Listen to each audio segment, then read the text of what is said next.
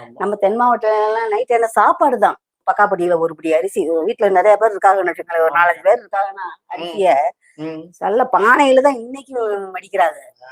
இல்ல கொல்லப்புறம்னு ஒண்ணு இருக்கும் நம்ம ஊர் பக்கத்து. ஆமா. கொல்லப்புறம். ஆமா. இப்பவும் விறகு விறகு வச்சு எரிக்கிறாங்க. அந்த ஆமாய்யா. சாப்பாடு இந்த ம். சூட்டடுப்புன்னு சொல்லுவாங்க. ம். மண் அடுப்பு இருக்கு பார்த்தீங்களா? ஆமாப்பா. அத பின்பக்கட்டு வச்சு அத நல்லா என்ன பண்ணுவாங்க, மண்ணெல்லாம் குழச்சி நல்லா அந்த அடுப்ப பூசி, ம். சாணி போட்டு 4ம் கிழமை நாங்க வெள்ளிக்கிழமை, செவ்வாய்க்கிழமை இருக்கு பார்த்தீங்களா? ம். அந்த நாளையில அதெல்லாம் சாணி போட்டு நல்லா மொழுகி நல்லா கோலமெல்லாம் போட்டு அழகா இருக்கும்.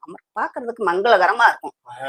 அதுல அந்த பானைய வச்சு என்ன ஆமாய்யா. நல்லா மண்பானை வச்சு சமைக்கிறவங்களும் இருக்காங்க. இருக்காங்க. ஆமா. இல்லைன்னா அலுமினியம் விறகு எரியுதுல அப்ப கறி நிறைய பிடிக்கும். ம். அலுமினிய பானை. அந்த பானை நிறைய கறி பிடிக்குது விளக்குறதுக்கு இதா இருக்கும். இந்த சாம்பல் இருக்கு பார்த்தீங்களா? ஆமாய்யா. இந்த விறகும் அந்த எருன்னு சொல்லுவோம். அந்த ஆமாப்பா. மாடு சாணி போடுது பார்த்தீங்களா? பாட்டி. சாணம், ஆ. வராட்டி. அதை எருன்னு சொல்லுவாங்க எங்க ஊர் பக்கத்துலாம். ஆமா. அதையும் வச்சு எரிக்கிறதுனால கறி நிறைய பிடிக்குதுன்னு என்ன பண்ணுவாங்க, ம். அந்த சாம்பலை என்ன பண்ணுவோம் ஈஸியா விளக்குறதுக்கு ஓ, ஓ. அந்த சாம்பலை நல்லா தண்ணியை ஊத்தி குழப்பி ஆ. அந்த பானை கீழே இடுப்பு வரைக்கும் ம். நல்லா பூசி அடுப்புல வச்சிருவோம் நாங்க.